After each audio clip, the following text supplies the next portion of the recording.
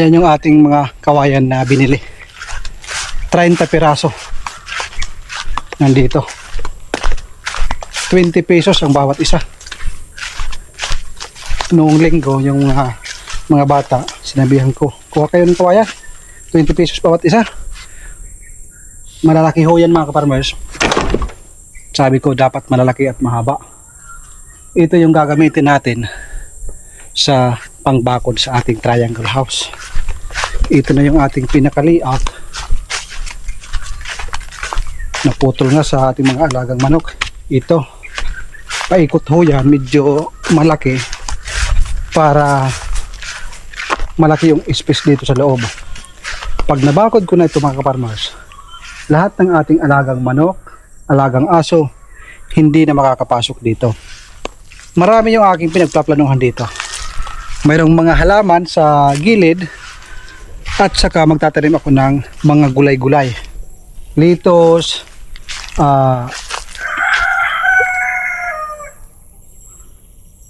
pichay, kangkong, para hindi na tayo bibili ng mga gulay. Dahil napapansin ko mga kaparmers, napapadalas yung aming pagkakain ng karne. Medyo hindi na maganda sa ating katawan, lalo na pag tumatanda na tayo. Tumatanda. Parang matanda na talaga. So, ayun. Parang hindi maganda sa aking pakiramdam na palaging karne yung kinakain. Mas mainam na meron tayong mga leafy vegetable katulad ng kangkong, kung ano-ano. Tulad ng kangkong, pichay, mustasa, bawat plat, iba-ibang klaseng gulay yung aking itatanim. Yun na din yung kasama sa ating halaman. May mga part na mga gulay, nagpakasabit na mga gulay para magandang tingnan at meron tayong mapipitas na mga gulay. Wala pang improvement yung ating, mahina yung improvement ng ating triangle house, pero ayos na rin. Yung iba nga nagplaplano pa lang, tayo nakapagsimula na tayo. Kahit mahina yung improvement, ang importante mayroon na simulan at paunti-unti mayroon tayong nagagawa. Katulad ngayon, ang gagawin namin ay kumuha ng poste.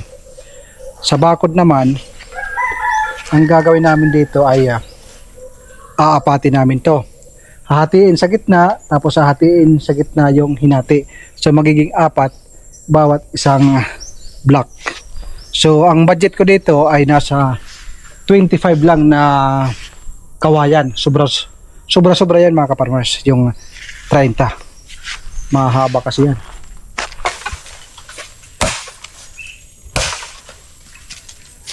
Yung mga puno ng kawayan, yun ang gagawin nating poste para matibay.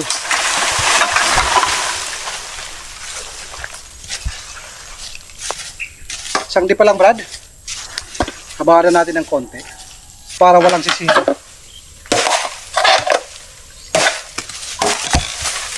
Yan.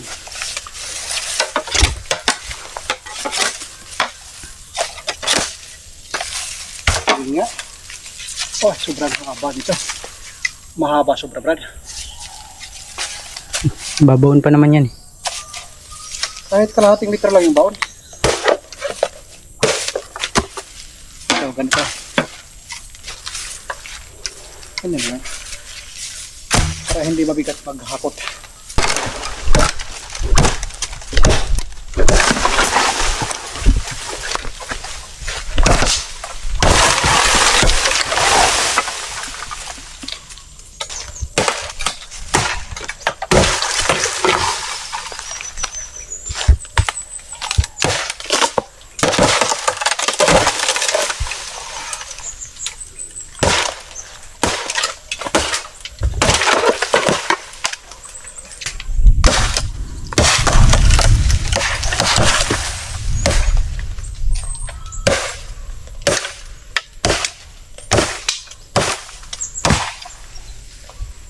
Yung mga sobrang tanda na kawayan yung aking kinukuha kasi pang poste ho ito para hindi madaling madumog, diba? Masira or lumambot sa lupa mga kaparmers dahil mababasa ho ito. mas mainam na itong matatanda. Dito sa part na ito hindi ako nagpuputol kasi pag nagputol ako sa part na ito yung ating mga madre de agua, maaaring matabunan, masisira, sayang naman. Kaya doon lang banda at saka doon na part yung mga papunta na sa lupa, yung parang natutumba na, yun yung aking kinukuha. Katulad dito isa, parang papunta na sa baba, matanda na ito mga kaparmers, sobrang tanda, matibay ho ito. Yun po yung ating mga kinukuha. Umuulan na mga kaparmers, kumukulog, kumukulog. 20 plus yung aming nakuha na gagawing poste.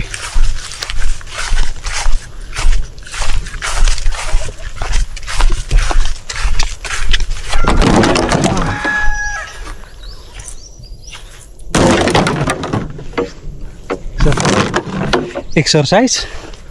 Naligo kami sa pawis. Meron 3 doon. 3, 4, 5, 6, 7, 8, 9, 10. 11, 12, 13, 14, 15, 16, 17, 18, 19, 20, 21. Wahid Ashrin. Lakas ang ulan, Brad. Paparating na. Tama na yan. Last na. At makapag-snack muna tayo.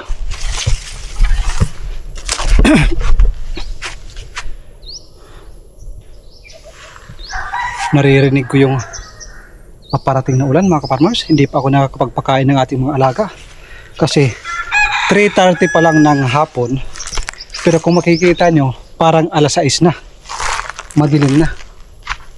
Last na yan, no? Wala na doon.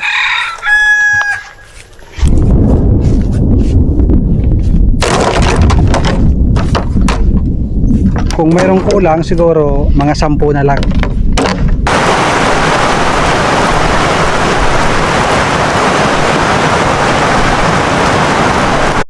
Isang magandang hapon mga kaparmers. Busy si Jan. Ayan ha.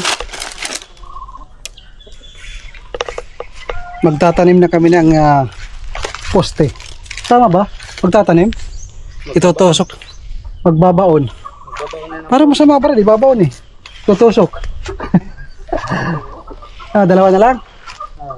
Huwag masyadong sobra brad ha. Masama ang sobra. So itong pinakaharap mga kaparmers, dito yung gate. Yan yung pinaka-entrance. Ayan yung ating pinaka-fence. Kasi dito natin itatanim yung ating mga halaman na talaga naman magugustuhan natin. So ito na yung aming ginagawa na fence sa aming triangle house. Paikot ho yan dahil hindi lang halaman yung gusto kong itanim dito, sari-saring mga gulay sa loob na para na din halaman kung titingnan, at maganda yung pagkakalagay, pagkakapwesto sa bawat halaman at gulay na ating ilalagay dito sa loob. Ilang poste, Brad? 1, 2, 3, 4, 5, 6, 7 lang. Hindi pa, 20 yung aking poste plus 3 na bago kong kinuha para sa gate, 23. Kung kulang, wala akong problema, marami tayong kawayan.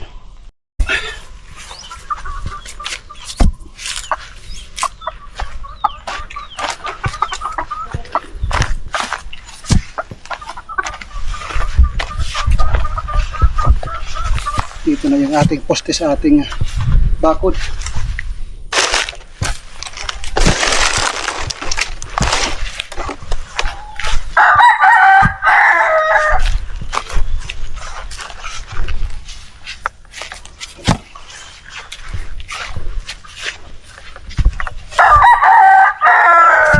Okay na yan, Brad. Ayos. Dito tayong kulang. Paikot. Ito yung harapan mga kaparmers. Natapos na natin itayo. Yung taas niyan ay hanggang dito lang. Para tanaw pa rin natin yung loob ng ating triangle house at tanaw natin sa labas. So hanggang dito lang yan. Tapos na yung harapan. Ito naman yung papunta sa likuran.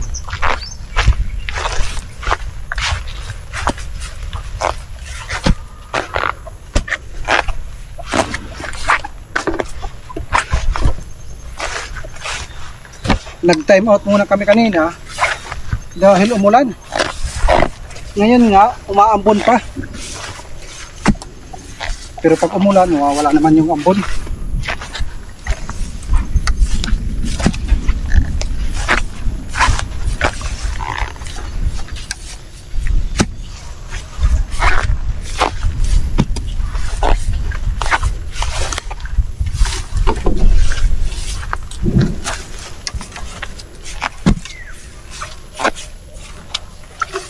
Para sa akin mga ka-farmers, mas maganda magtrabaho pag ganito yung langit.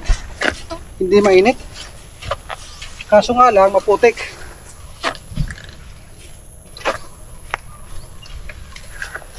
Ayan. So, dito sa part na ito, gagawin kong garden. Doon ay mga halaman. Pagkatapos ng butas na yan, isa pa dito sa gitna. Dito yung likuran. Yung ating sunshade hindi pa naililipat. Ilalagay natin dyan sa harap pag once na tapos na yung ating bakod. Hindi pa nga kami natatapos. Ito, umuulan na naman. Ito yung exit papunta sa likuran. Pwede rin entrance. Dito naman yung ating CR. Ayan. Yung CR na ito, ang gastos dito mga 2,000 lang siguro. Kasama na yan lahat. Yung labor naman, kami lang. Dalawa yung pintuan ito. Isa dito sa likuran, isa doon sa harapan. Ayan, no? Tapos na yung mga butas niyan. Pagtayo na lang ng mga poste. Kaso ito, umuulan. Kanina mga ka-farmers, nagtuli ako ng dalawang aso. Ang ginawa ko, dito lang sa pintuan, inipit ko lang. Alam niyo na, hindi pwede ipakita, baka mapagalitan tayo. Ang kagandahan kasi pag tuli yung ating aso, hindi na yan maghahanap ng babae, at saka tataba sila at babait. Yan po yung aking na-experience pag once nakapon yung aso. Tama yan, Brad? Sino mga tayo? Mahal magkasakit.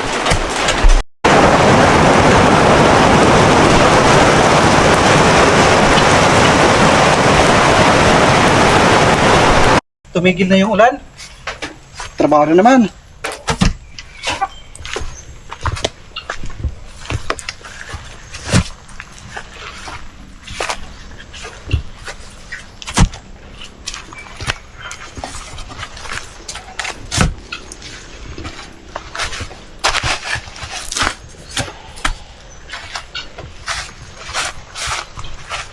Ang target namin ngayon, mailagay lahat ng poste para bukas paglagay na mismo ng bakod.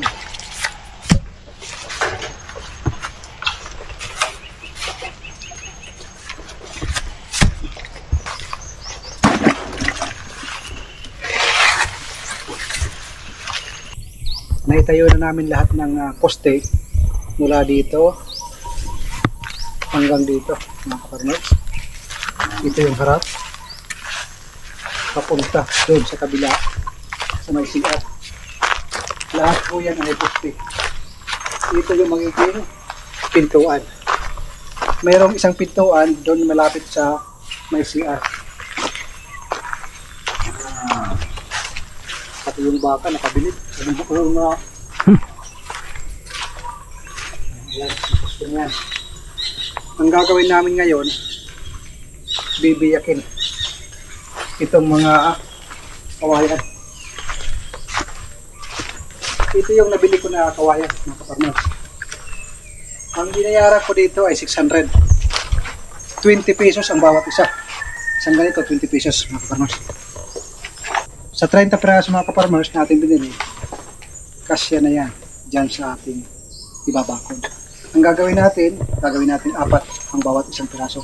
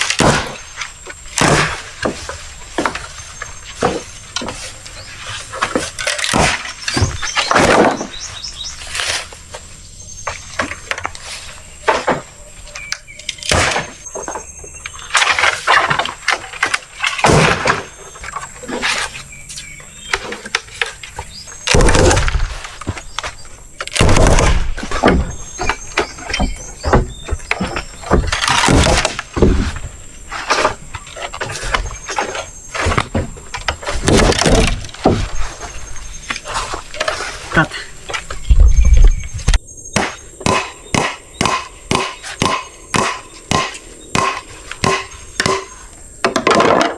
Pagkatapos hatiin sa gitna, hatiin ulit. Mabilis lang to, mga kaparmers.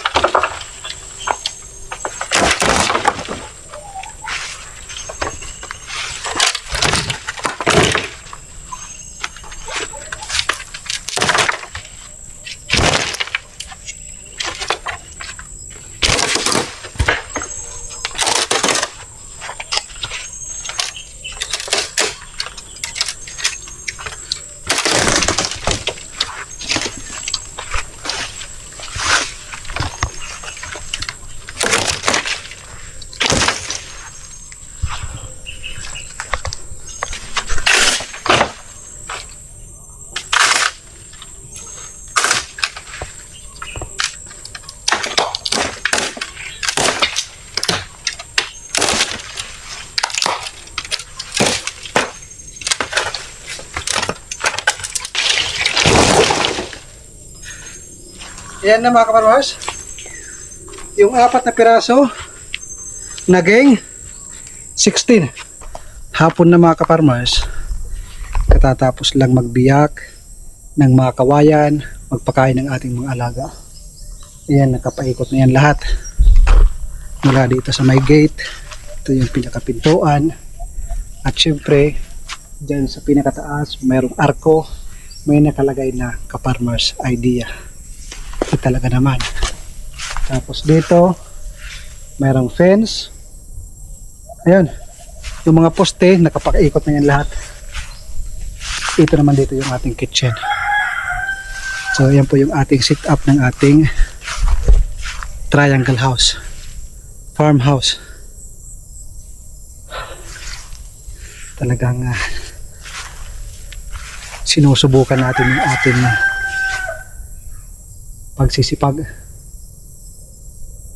Kahit nakakapagod dito mga kaparmers, araw-araw naliligo sa pawis, ang importante araw-araw ay mayroon tayong nakikita improvement sa ating mini farm. Iwag ko lang yung balita ni Brad kung totoo.